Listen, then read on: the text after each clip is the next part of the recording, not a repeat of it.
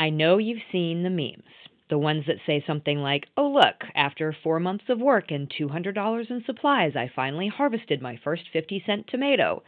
I mean, it's funny because sometimes it can feel like that. But what's not funny is the posts and the videos that I've seen going around where folks are actively warning people that you won't save money growing a garden and that anyone telling you that is lying to you. For someone like me who started gardening to save money as a single parent and who truly believes that there is so much power in food, I find this absolutely disturbing.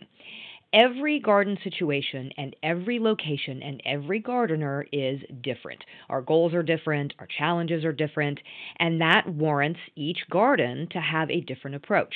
So to blanketly say you can't save money because it's expensive to garden is actively going to discourage some people, and that frankly makes me very upset. So, today on Just Grow Something, we're talking about the true costs of gardening. What's necessary, what's not, what to track to truly understand what you're harvesting versus what you're spending, so you know whether you're saving money over what you could buy at the grocery or from the farmer's market. Plus, we'll talk about the fact that maybe it's not always about saving money in terms of what you're harvesting. Maybe the quality is more important than the quantity. Let's dig in. Hey, I'm Karen, and what started as a small backyard garden 20 years ago turned into a lifelong passion for growing food. Now, as a market farmer and horticulturist, I want to help you do the same. On this podcast, I am your friend in the garden, teaching evidence-based techniques to help you grow your favorites and build confidence in your own garden space. So grab your garden journal and a cup of coffee and get ready to just grow something. Okay, so some of the things that I'm hearing are, well, gardening's too expensive to be worth it. It's cheaper to buy the produce at the grocery store. And that is so absolutely not true. Gardening can save money over store-bought produce, especially when it's done with strategy and efficiency, okay? Gardening, vegetable gardening, right, growing our own produce, whether it's veggies or fruits or whatever, can save us money in several different ways, right? The first one is, have you seen the cost of inflation on produce here lately? Okay, grocery prices have increased 20 to 30% in recent years. This is from the USDA Economic Research Service. So we know that the cost of food is continuing to go up. And unfortunately, oftentimes it seems that it's the cost of the fresh, like whole foods that are going up faster than the cost of the boxed stuff and the processed stuff. And unfortunately, at least here in the U.S., it's because there are a lot more, subsidies and crop protections for the commodity crops like corn and wheat and soy. And there are a lot more of those products or those crops going into those boxed products. So a lot of it is just that, that's kind of like a nutritional filler, I guess, and that is a lot less expensive to produce than something like, fresh broccoli or greens or whatever that have a shelf life and expire after a while and can get damaged much more easily in transit and all of those things. So there's a lot of things that go into that produce cost. But in general, grocery prices overall have continued to go up in recent years, and quite substantially here recently. The way that we can save money on that is by growing our own high-value crops. So things that are much more expensive to grow in or to buy in the grocery store can absolutely be less expensive for us to grow. Okay, so things like leafy greens and culinary herbs, tomatoes, peppers, berries. These things all offer us a higher dollar per square foot value. So the things that would cost us the most in the grocery store are the things that we should try to grow in our own garden in order to save the most in our garden. And if you think about the amount of volume that you can get over time in your garden, that is going to save you money. If you take a single $3 packet of seeds, you can yield pounds and pounds of food over an entire season, or even multiple seasons, depending on how many seeds you get in that packet and what it is that you're growing. So sometimes you're getting the equivalent of $100 or more in store-bought produce from a single $3 packet of seeds. And then if you're working with perennials, well, then you have that payoff as well. So rhubarb, asparagus, fruit trees, small berry bushes. These things have an initial investment, but they will yield for years if they are taken care of. And so that significantly reduces the cost for those foods, right? And then, the other thing you have to think about is the transportation cost. You have zero transportation cost for what is coming out of your garden. You're not paying for gas. You're not paying for shipping or storage or shrinkage or any of those types of things, right? But I think what it comes down to, especially with beginning gardeners, is, what do we want to invest in? What is essential and what is not essential when it comes to our gardening, right? So the places where we may want to invest in the garden, places where we want to actually spend money would be for like our seeds or our starter plants, right? If we're really looking to save money, we can look at open pollinated varieties. We want quality compost or soil amendments, especially if we are working with very poor native soil. Maybe a watering system of some sort, depending on where you live. Remember, I said a lot of how we garden is going to depend on what our situation is and where we are. So you might just need a watering can, okay, or just a garden hose. But if you live someplace that's very arid and you are having to water very frequently, a simple drip setup might be something that you have to spend money on. Mulch, okay, mulch is always important. How much you decide to spend on it is going to depend on what you have available to you. Do you have leaves that are fallen? Do you have grass clippings? Or are you going to have to spend some money on straw? And then, of course, there are basic tools that you kind of have to have. I mean, yeah, you can try to do everything with, the 10 digits of your fingers, but a hand trowel and some pruners and, maybe some gloves might be a good idea to invest in. Things that you likely don't need to invest in are, really fancy raised beds. You can do, leftover materials to get yourself started. Scrap wood. That's how I started, right? We were doing scrap wood and found materials that we were creating raised beds out of. Cinder blocks, if you have them left over. Gardening in the ground, if you have soil that is conducive to that, is the cheapest way, as long as you have a way to break that soil up, right? You don't necessarily need decorative containers or garden art or expensive potting mixes, especially if you're gardening in the ground. You don't need smart sensors. You don't need digital meters. You don't need app-connected devices or anything like that, or high-end grow lights for crops that don't need them. If you are starting seeds indoors and you're going to transplant them outside, you don't need really high-end grow lights. You need a simple LED light. That's it. I think part of the problem is people get caught up in all the things that we see that are available to us that are supposed to either make our lives easier or make the garden more efficient or supposedly make it more productive. And we just start to kind of, gather all of these things or accumulate all of these things for the garden. And after a while, we just have so much stuff and not all of it is necessary. So what is important to remember? Where are you gardening? Okay, your soil conditions and your climate are going to dictate what you have to purchase and what you can do without. If you are gardening in sunny Southern California and you have beautiful native soil in your backyard, you don't have to do anything but dig that ground up and start to plant into it. Now, if you are gardening in the arid plains of Colorado, where you're lucky if the native grasses grow, much less anything else, there is very little in the way of nutrients in that soil, and it dries out very, very quickly, especially in the summertime, then yes, you are going to have to make some investments into some raised garden beds and creating your own soil that you can garden in, right? Speaking of that soil, if you are gardening in ground and you have a way to be able to break that up and get it planted the first time, you might find that you have to add some amendments to that. You may have to purchase compost if you are creating raised beds. Even if you are using found materials and you're not actually purchasing those beds, you still are going to have to find a way to fill those beds, and figure out a way that you can do that inexpensively if that is a priority for you.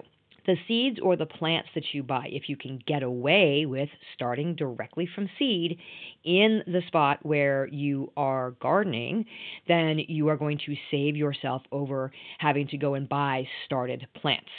If you can figure out a way to start those seeds yourself indoors in order to transplant them out, then that is also a ginormous cost savings. Tools that you might need for digging or things that you would need for trellising or harvesting. Really take a hard look at whether it's a need or if it's a nice to have. I started with nothing. I got a few packets of seed. I had a shovel and a rake that I'd already had. And I went and purchased a section of that kind of garden lattice, the wooden lattice, for really cheap at the hardware store. And that was it. Like, I threw this, I broke up the soil. I sort of, made it look neat in that corner, and I threw the seeds out there and made sure that I had access to grab the hose to water it. That's it. I did nothing in terms of fertilizing. I did nothing in terms of amending the soil. Did everything grow? No, absolutely not. I wasn't going to get carrots out of that ground no matter how hard I tried. But I got cucumbers and I got some green beans. And there was all kinds of things that were growing in that corner. And I knew absolutely nothing. It was total beginner's luck. That happens, right? But I could use that as a learning year to figure out what I should do better the next year, and we did get a harvest out of that crop, and it cost me less than $20. It cost me less than $20, and I know that I got more than $20 worth of produce out of that. And the thing about it is, once you have the infrastructure in place, it wasn't like I had to go and repurchase that lattice work again the next year. It was a one and done. It was in place, and it was doing what it needed to. I already had the shovel. I already had the rake. Even if I had to go and buy the shovel and the rake, I think I may have the next year went and purchased a hand trowel to make hand digging easier. You're buying it once, and it's lasting for years. You're not having to repurchase it. So these are things to think about in terms of what is it actually costing us to grow this garden. It has been raining almost daily here for the last several weeks, but I always say I'd rather have too much rain than not enough, because I know Mother Nature is going to turn the faucet off and crank up the thermostat in no time at all. When the summer finally does bring long, hot days and the rain is scarce, the flowers in our gardens do not have to struggle. If we make a few simple adjustments, our roses and our perennials can stay healthy and beautiful even through the summer dry spells. Heirloom Roses knows this, and they have some tips for you. The first thing to remember is something we talk about all the time: less frequent, more thorough waterings. Skip the light daily watering. Instead, give your plants a thorough soak a few times a week. This builds deeper roots that can access water even when the topsoil is dry. Next thing is something I always preach, and that is mulch. Heirloom Roses thinks it's just as important as I do. A 2 to 3 inch layer of mulch keeps the soil cool, it slows evaporation, and it helps reduce weeds. It's a small step with a big payoff, especially during hot stretches. And finally, pair some heat-tolerant roses with heat-loving perennials. Many perennials not only hold up in heat, they actually thrive in it. And when planted with roses, they bring texture, pollinator appeal, and long-lasting color to the garden. Roses that can handle the heat, like Eden Climber, James Galloway, and Joseph's Coat, can be paired with drought-tolerant perennials like Nephofia, Echinacea, Yarrow, Lavender, Sage, and Salvia. With the right care and the right plant choices, your flower garden can flourish all summer, no matter the forecast. Get your heat-tolerant roses and heat-loving perennials right now at heirloomroses.com and save 20% by using code JUSTGROW at checkout. They have the varieties I mentioned and more ready to ship on whatever schedule you choose. Heirloom Roses specializes in own root roses, not grafted ones, that stand up to extreme weather conditions and the test of time. Visit heirloomroses.com today and use code JUSTGROW to save 20% on their fabulous selection of roses and perennials for your garden. The link is in the show notes. So, if our goal is to save money in the grocery store by growing a lot of our own produce, what do we do to track what it is that we're spending so that we can actually measure our savings?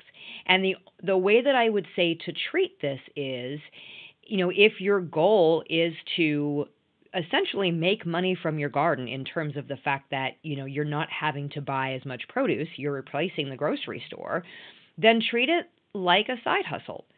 Treat it like a budget-friendly side hustle. So in that instance, we're tracking our expenses and we're tracking our yields and we're tracking our preservation, and then we're kind of figuring out what our return on investment is, right? So what are we tracking in terms of expenses? You have two different categories here. You've got your initial costs, okay? These are things like raised beds or tools or trellises or fencing or whatever. These are long-term things whose costs are going to be divided out over the lifetime of the item. When we started our gardens at the 5-acre homestead, we just used scrap wood that we had laying around to get us through the first couple of years until we could buy the beds that we wanted. I mean, we were reusing screws and nails to put these things together.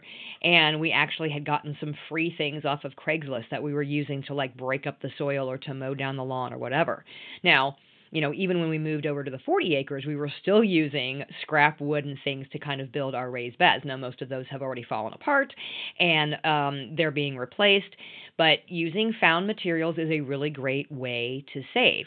My planter box direct planters now that I use still only cost me around an average of $140, and they are going to last me now for decades.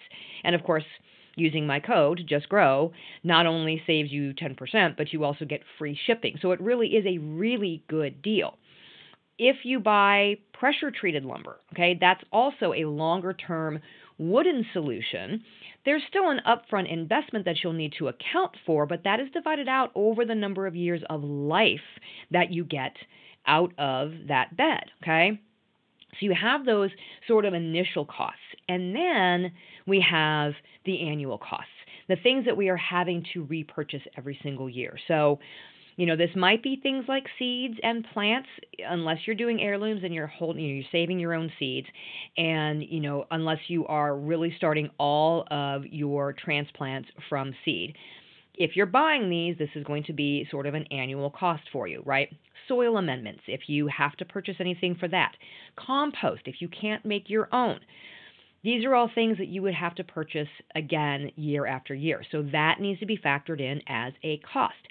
Do those costs go down as you continue to garden through the years? Absolutely, because you're not going to have to buy, unless you're continuing to expand your garden year after year, you're not going to have to continue to buy the same volume of compost or soil amendments or topsoil or whatever, specifically if you're, filling up raised beds, but also if you are amending, in ground beds.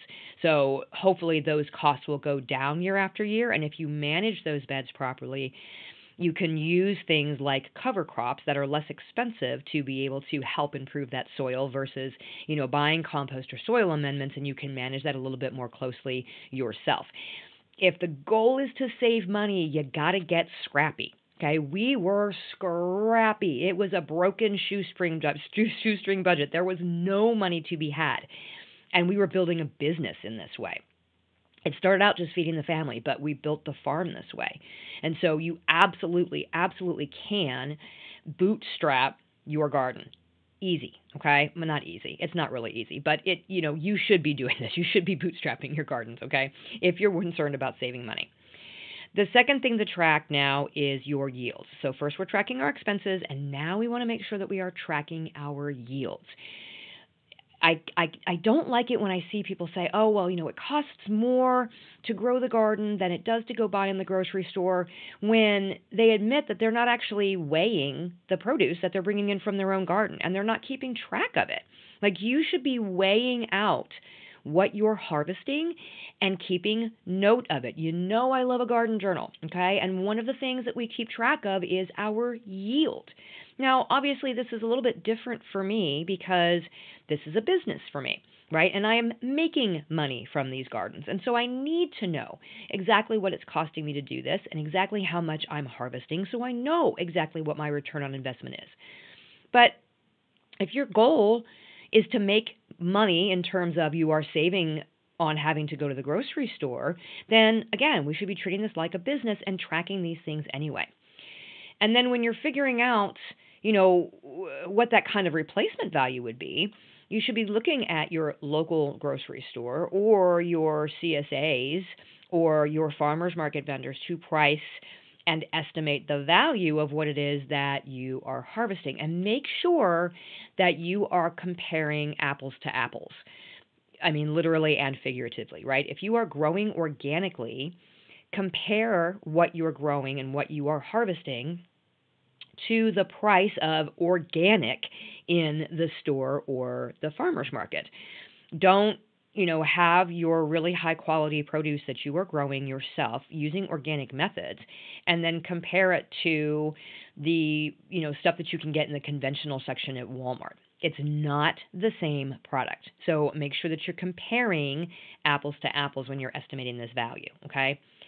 And then make sure that you are also tracking your preservation. If you're making salsa or pickles, or you're freezing your green beans, or you're storing up winter squashes or potatoes, keep in mind that oftentimes these things are going to be much more expensive in the grocery store during the time of year that you would normally be purchasing them. Because if you were to purchase these things in the winter time, say you're buying the potatoes in the winter, or you're buying apples in the winter, it's going to be more expensive than when they were in season. So you might actually be saving even more money by preserving all of these things yourself and being able to shop your pantry or your basement for all of your goodies during the wintertime, right? So make sure that you're tracking how much it is that you are saving yourself in terms of the amount of produce that you're preserving. And then you just calculate your return on your investment. So whatever you spent, and then the value of the produce that you grew in addition to everything that you preserved, and then you get your net savings, right? So if you spent $80 on your garden and you had $300 worth of value in produce that you saved, then it's a $220 net savings over what you would have spent at the grocery store. Track your costs and your yield so that you understand whether your garden is saving you money or costing you. In terms of expenses, our location and soil type are absolutely considerations, right? So in-ground beds, if you have decent soil wherever you are gardening, an in-ground bed is going to require very, very minimal investment. You don't have to own a tiller in order to be able to break this up. There are a lot of places where you can either rent one or you can actually hire somebody to come in and do this for you. But if you don't have the budget for that, because I did not, you can break up the ground in just small little bits using, a hand trowel, a pitchfork, a potato fork, anything that you can do to sort of break that ground up and make it to where it's loose enough for you to be able to plant a seed or to transplant a plant. Now, might you need to improve it with some compost?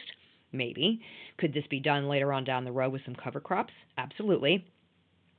Even if you are, trying to garden in a 4x4 area that was nothing but turf, and you mow it down really, really low, and you sort of take a shovel and kind of get the last of that sod off of the top, and then take a broad fork or take a potato fork or a hand trowel or something and break up that section into smaller sections, and then even just get an inexpensive bag of potting soil and kind of just improve the spots where you're going to plant, you have a space to plant. Okay. But this again is only if you have, a decent soil.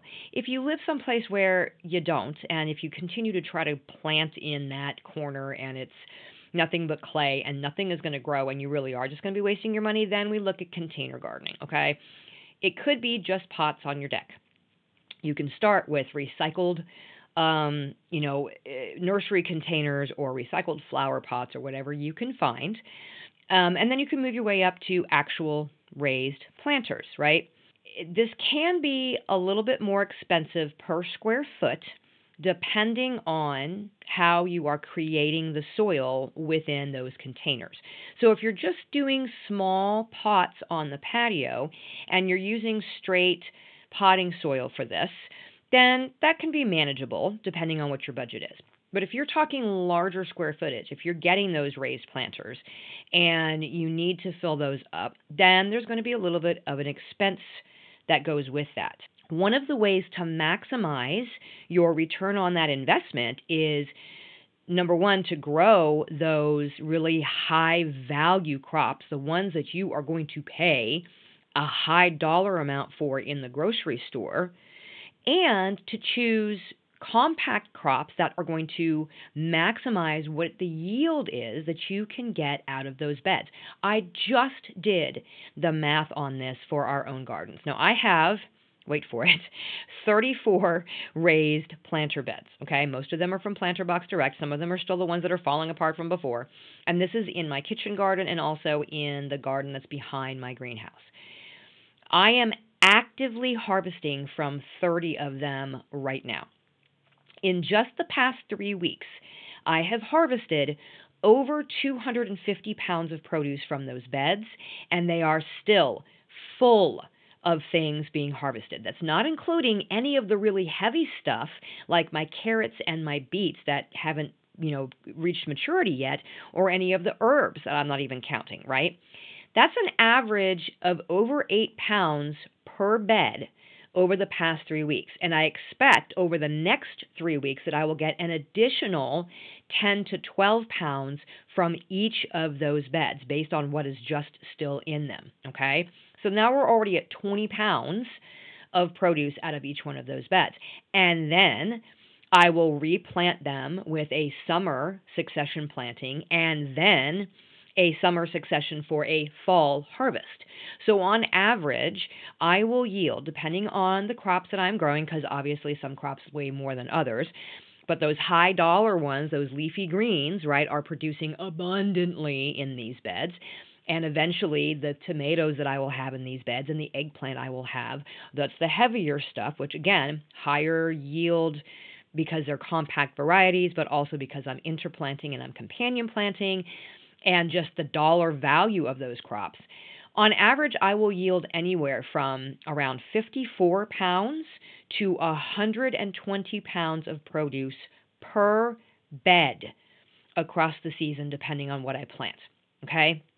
So if we are strategic in what we plant and how we plant it, container yields can be phenomenal. All right?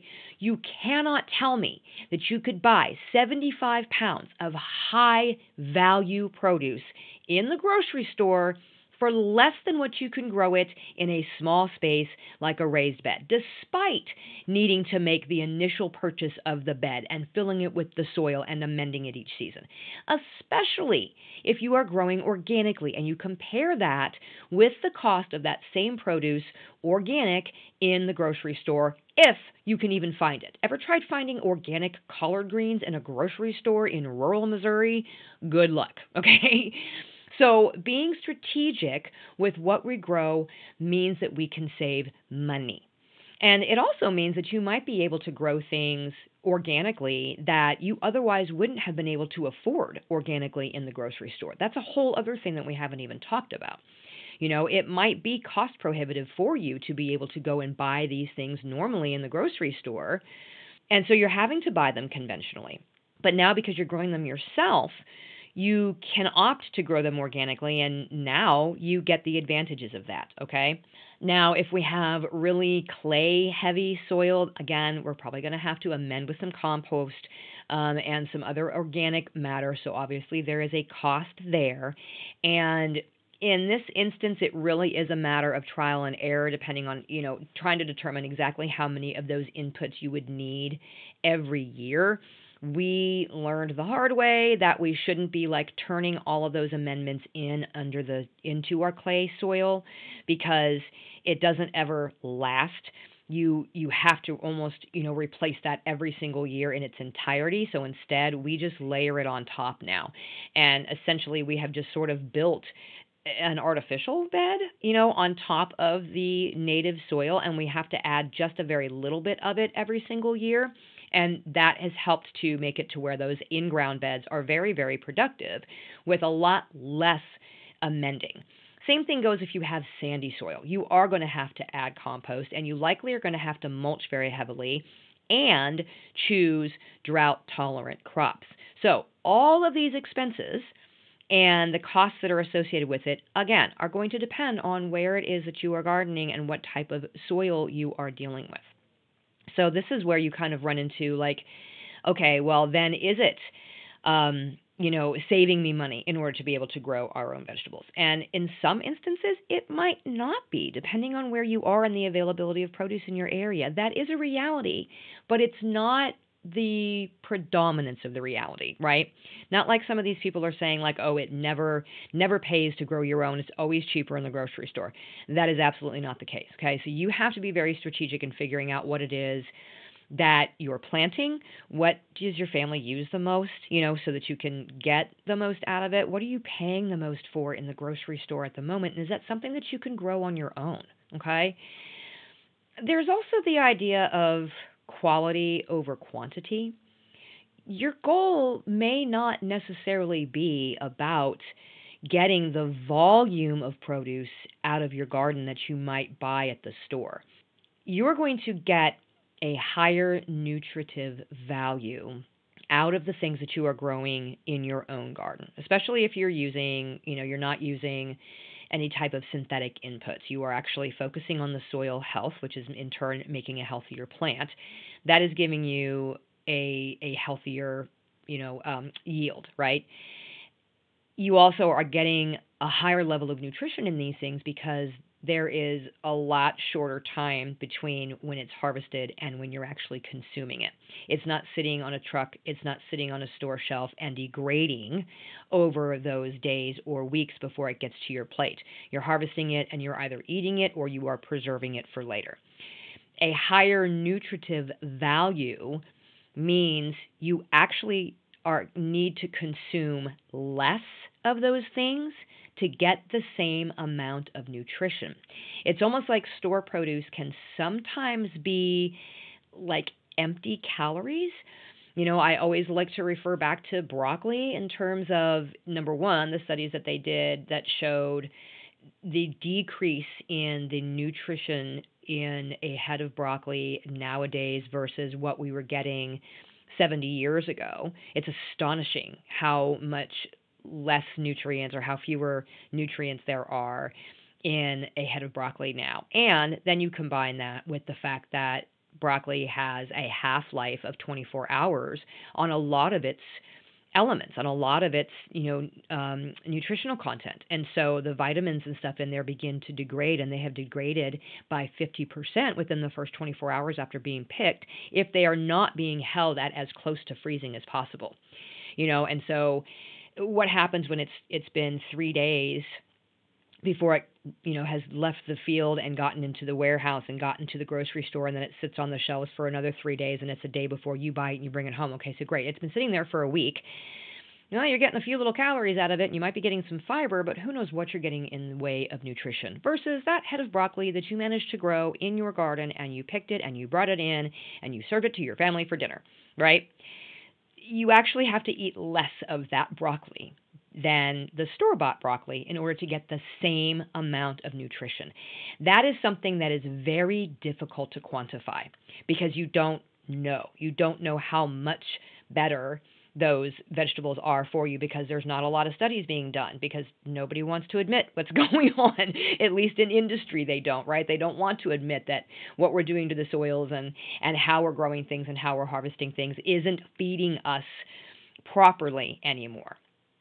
So, with that little tangent aside, we want to understand why we are gardening and what is important to us, and then use those metrics to decide whether or not we are successful in the garden or not. Okay, so money saving tips. All right, first thing, obviously, we're going to start with seeds. They are much cheaper than starts. One packet equals a whole bunch of plants. If you can manage to start your own seeds indoors, fantastic. Do what you can with that. Use recycled containers, yogurt cups, milk jugs, takeout trays. Use all of these things for your seed starting rather than having to go and buy fancy trays. Or go to your local nursery and see if they have extra plastic laying around. I almost guarantee you they do, and they are very happy to get rid of it rather than having to pay to dispose of it or have it recycled, okay? So if you can, go beg, borrow, and steal, no steal, but just beg and borrow, recycled containers of some sort to be able to start your seeds. That's a great way to save some money, okay? If you can grow open pollinated crops, your tomatoes, your peppers, your beans, whatever, prevent them from cross-pollinating and save those seeds, well, boom, now you don't even have to buy seeds anymore. You're creating your own. So that's just one more way to save money in the garden, okay? You can DIY your compost. Go back and search for any of the compost episodes that I have done. This is going to reduce the need for buying those soil amendments, not to mention you're going to save landfill space, but you don't even have to do anything other than the lazy compost method. If you think I have time to be out there turning my soil multiple times during the season and making sure it's getting the right air and the water, no, I don't.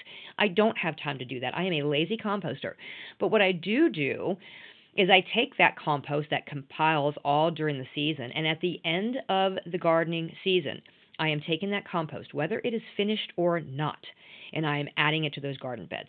It's going to continue to break down over the winter time. I'm mulching over the top, and I'm letting it sit, and it is breaking down beautifully over the winter and is ready for me to plant into in the spring. If there's anything that's still kind of big and chunky, it gets pulled out and tossed back in the compost pile, okay?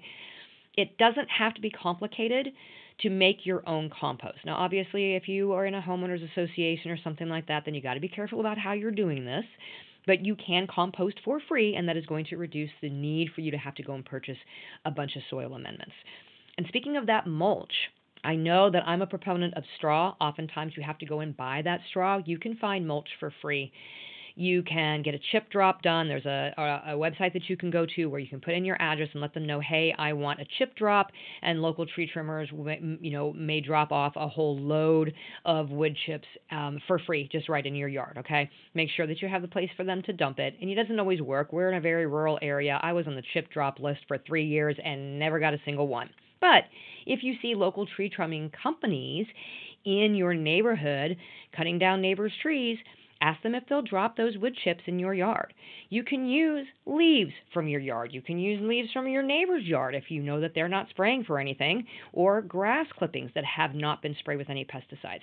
Whatever you can use to retain the moisture in your soil and suppress those weeds is going to maintain the soil better, the soil health, which means that you are going to have to amend less.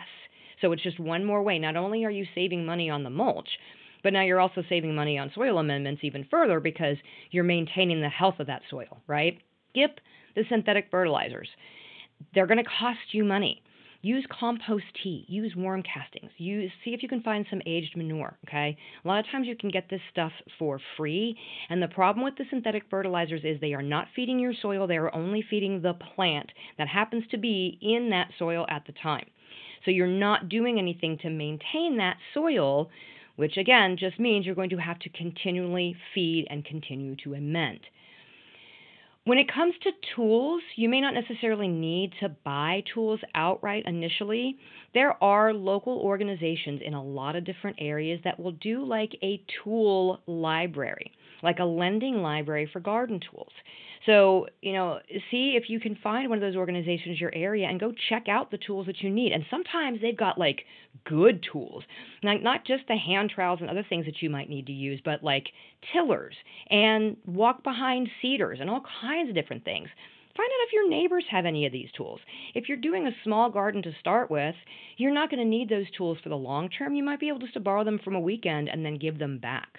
And then, of course, we're looking at, like, what are we going to grow? Grow what you eat the most. Don't grow kohlrabi if your household doesn't like it, right? Don't grow turnips just because they're going to be easy for you to grow. It's a waste if nobody's actually going to eat them, okay? I mean, for the record, I love kohlrabi and I love salad turnips, but whatever.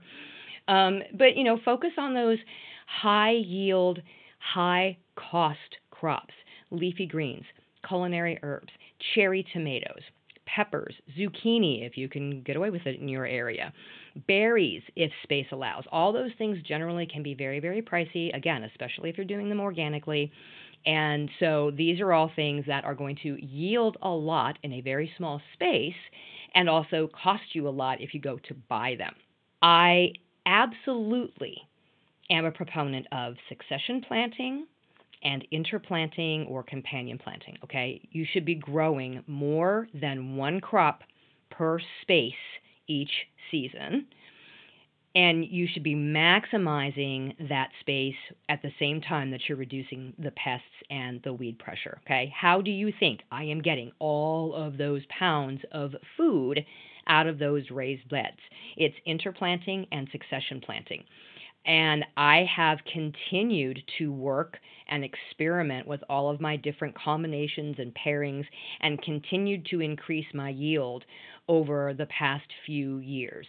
It just takes you keeping track of what it is that you're doing and how you're doing it, what you're growing with what your yield is, and then tweaking it again the next year. So again, if this is really your goal to save money over buying in the grocery store, then you kind of have to take it seriously.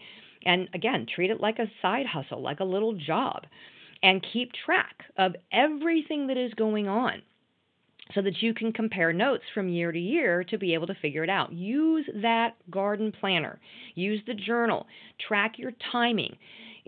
Reduce the kind of like craziness of like, oh, well, I'm not sure what's going to go in that spot, and then you get something in and it's too late and it doesn't produce. The more you have it on a calendar, the more you figure it out ahead of time, the easier it's going to be for you to be able to increase that yield. And then, of course, preserve your harvest as much as you can. If you are growing a lot of stuff and you're pulling a lot of stuff out of your beds, freezing, drying, canning, fermenting, all of these things, it's less waste, which means more savings for you, and it means less stuff that you actually have to go to the grocery store and buy when it's not the gardening season. And you know what? None of this applies to you if you garden as a hobby and a form of exercise and fresh air, and the yield that you get from your garden is just a happy bonus. Seriously. Hobbies cost money, and gardening can be no different. So if you want the prettiest raised planters and the coolest looking trellises and a fancy pants arbor over an even fancier gate entering your garden, then go for it. And don't let anybody discourage you from doing that if it's within your means. Trust me, when I get into something that looks a little bit more like retirement than a 9-to-5 job in my gardens, then things will start to look a little different. But until then, I'm actually making money from those gardens. So nobody can convince me that you can't grow your own food, real food, for cheaper than you can buy it in the store, unless your circumstances are very extreme or you are at the very beginning of your journey. All right, I'm off my soapbox now. Until next time, my gardening friends, keep on cultivating that dream garden, and we'll talk again soon.